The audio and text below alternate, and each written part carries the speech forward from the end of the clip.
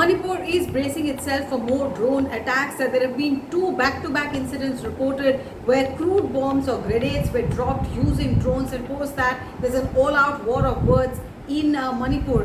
What the Meitei community is alleging, what the police has also said, is that these were incidents where the Kuki militants were involved, but the Kuki groups have now hit back, saying that this is a malicious campaign against the Kuki groups. It's not correct. So what really is happening? We have reported earlier that in two back-to-back incidents, two civilians lost their lives and there were many injured. There was also the bunkers of the India Reserve Battalion that was attacked. There were incidents that happened in Imphal West. Post that, Manipur DGP went to the ground, and the area where these incidents happened are considered the buffer zone. So they're between the valley and the foothills. The hills are where the tribal communities live, the Kuki community lives in, the valley is where the Meiteis are.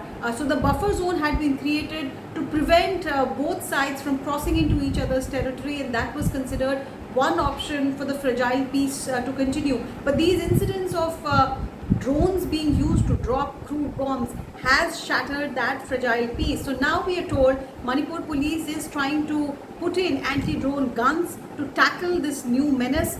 The National Security Guards, the NSG, has been contacted by the Manipur police. They have anti-drone technology. They use radars which jam the frequencies of the drone. But that's a very expensive technology. It goes up in crores, and therefore how many anti-drone radars can you install is a question of finances also. Plus they are usually used to safeguard vital installations. But there is also another technology which has been successfully utilized by Border Security Force on the Indo-Pakistan border, where they use guns mounted on tripods and shoot at incoming drones to bring them down. So these anti-drone guns looks like the latest thing that Manipur police is depending on. Assam Rifles, we are told, is already deploying a few of the anti-drone guns. Manipur police is likely to procure more of these to create a grid in this area where these attacks have been seen. But how fruitful it will be is a big question, since the area we are talking is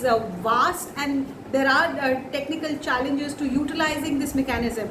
Now, as I said, there is a war of words going on as to who's really behind these attacks. BJP member of parliament, also son-in-law of the chief minister, he has put out a post on X putting up receipts which shows the ILTF, the Kuki organization, is responsible for this. This particular post on social media shows a receipt with the ILTF's logo and name on it. He's also put up photographs of allegedly members of this group using drones, and there are badges on it. This has been called fake by the organization. They said the receipt is fake, that we are not taking any money for anything which is unlawful. Also they are saying that drones have been used in the past also for aerial survey, because there was so much tension in that area. In the past also drones for surveillance have been used, but drones to used to drop bombs is something that Kuki organizations are denying. In fact, the Kuki student organization general headquarters has also issued a press